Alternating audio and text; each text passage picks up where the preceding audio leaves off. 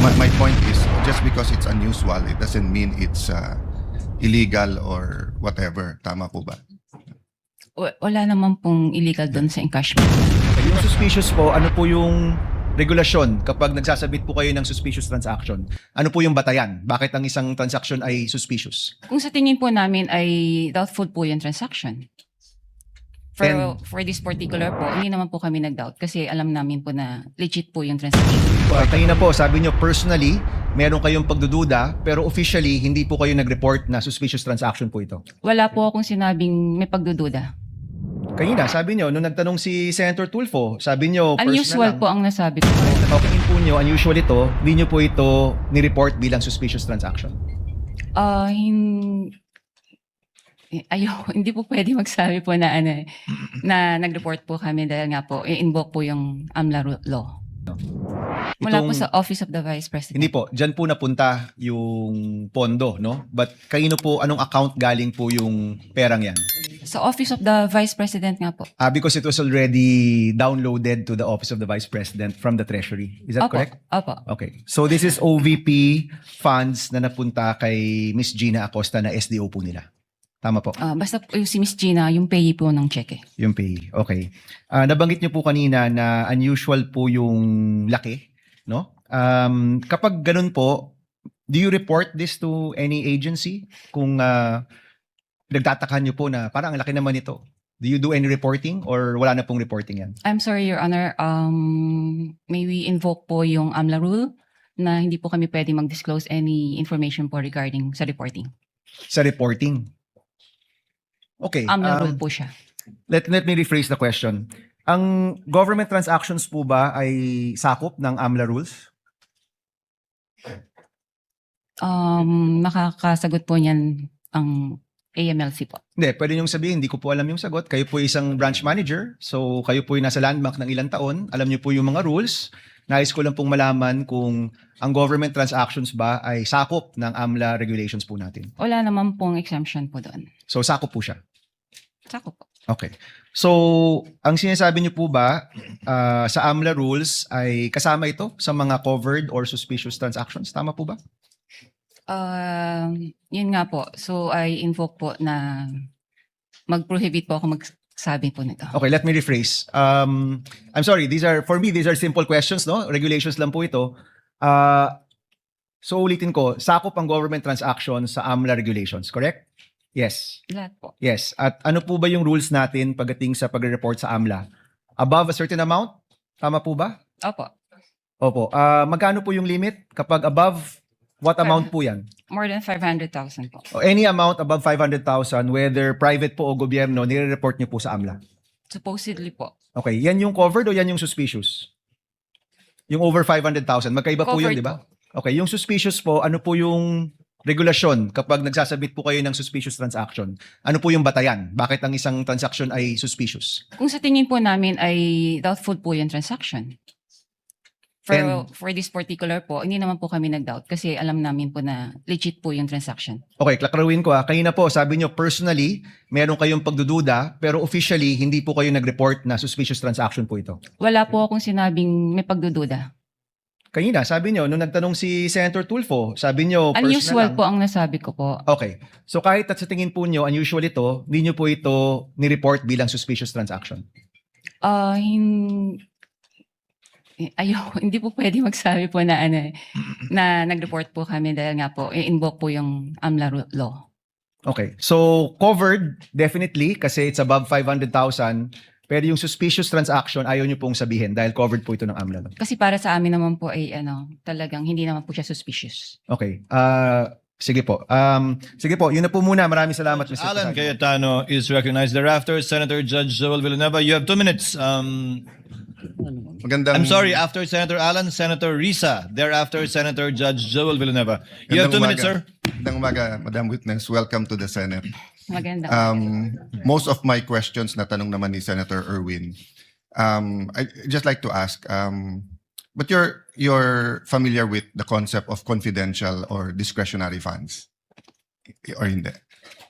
In government parlance. Wala po kang Okay. alam. No, kasi kung hindi ka familiar, whether that agency has 50 million discretionary funds, or let's say if you were the manager sa OP and they had, I don't know how much now, 10 billion, you won't find it unusual kung 500 million, 250, 1 billion. Kasi nga usual means parate, unusual means bakit ganito kalaki, no? Because when I was in the DFA, there was a big storm, and I've never dealt with Land Bank directly except for my personal account as sa sweldo ko as DFA secretary. But the president asked us, what can each agency do?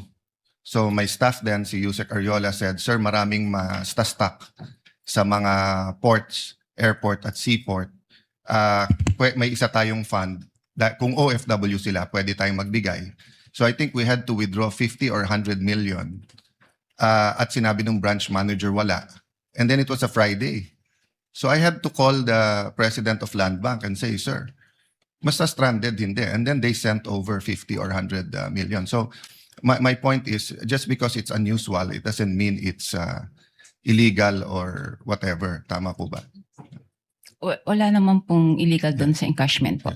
Because nga, may difference when it's a private account. So it's a private account and they don't usually, let's say, someone has a private account, commercial or private, meaning business or personal niya, they always withdraw 50,000, 100,000. This is theoretical, so hindi to covered ng bank secrecy law. Suddenly, we-withdraw ng 3 million, minsan nagtatanong, di ba? Dahil know your customer, di ba? Ganon din sa deposit. I'll just finish this line. Ganon din sa deposit, di ba? So, kung sweldo ko 30,000, every time nagde-deposit ako 30,000. Biglang magde-deposit ako 2 million, tatanungin ako, sir, saan galing to?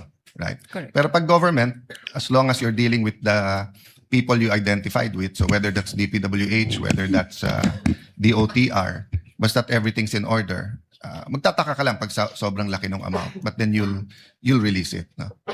Kindly Thank you. wind up. Yeah, Senator that's Judge all. Alan. Thank you. I was just clarifying that point. Thank you, Senator Judge Alan. Senator Judge Risa Ontiveros is recognized.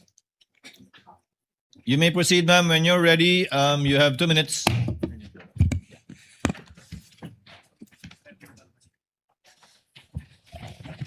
Salamat po, Mr. Presiding Officer. Madam Witness, yung 32 years nyo po na sinabi sa banking industry, yun po ba lahat ay sa Land Bank lamang? Opo. Okay.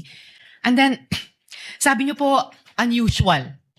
Unusual yung withdrawals na ito. Sa 32 years nyo po sa banking industry, sa Land Bank, nakakita na po ba kayo ng ganyang kalaking amount na withdrawal ever before? First time po. First time. Okay. Sabi nyo nga kanina, unusual yung amount. First time, may ganyang amount na 125 million pesos. Bakit nyo sinabing unusual? Ano yung floor nyo para sabihing unusual yung isang amount? Usually po kasi kaya naging unusual para sa akin kasi cash po siyang kinukuha. Mhm. Sa other, ano naman po is, kumbaga nag-issue po sila ng mga cheque sa, yung disbursement po nila. By checks po, hindi po cash. Okay.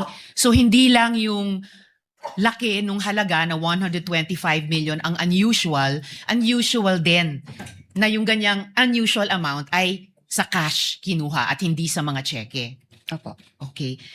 And yung 125 million, yun ba yung minimum na pag kinuha in cash, sasabihin nyo unusual? Or meron bang lowest amount na kapag kinuha in cash, sasabihin nyo na rin unusual? Pwede naman po naming sabihin na unusual. Let's say kung over, let's say 500,000 na po siya. Over 500,000? Kasi yun, Kung over 500,000 kinuha in cash, sasabihin nyo unusual. for that particular, let's say po yung kliyente, yung Yes. mga ganun po. Opo. For the particular client. Ito, hindi lang 500,000, 125 million. So, 250 times mas unusual sa minimum amount na sasabihin yung unusual kung kinuha in cash.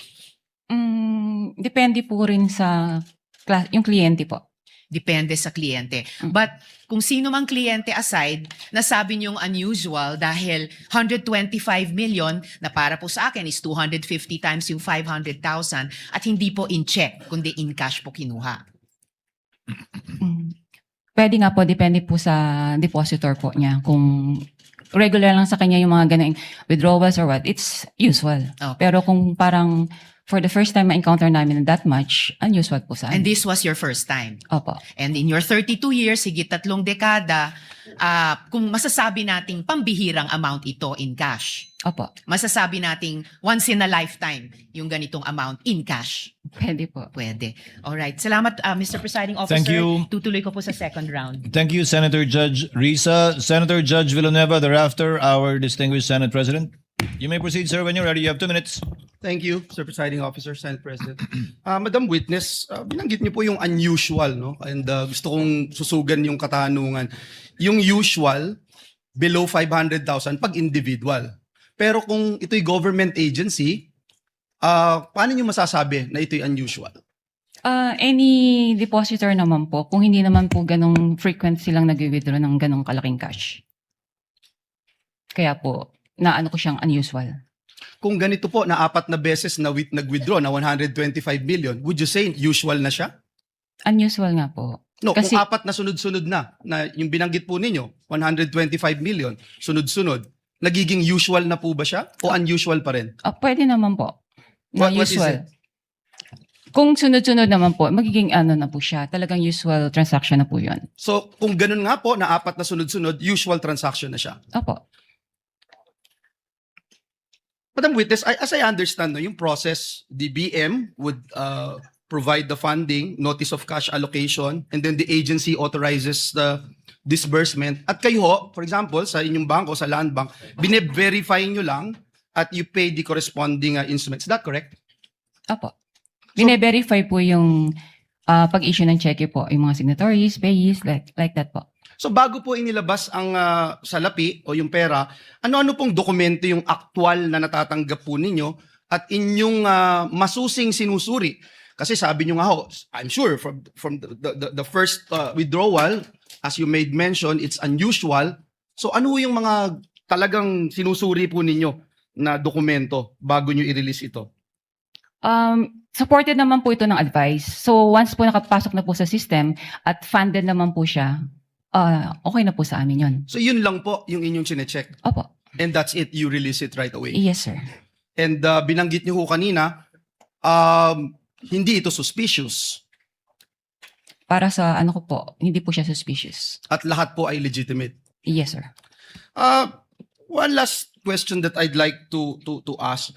With this amount of money that will be withdrawn by the payee, ano ho yung mga advance arrangements? Kasi hindi, sabi nyo nga ho, hindi usual, yung biglaan, no? 125 million.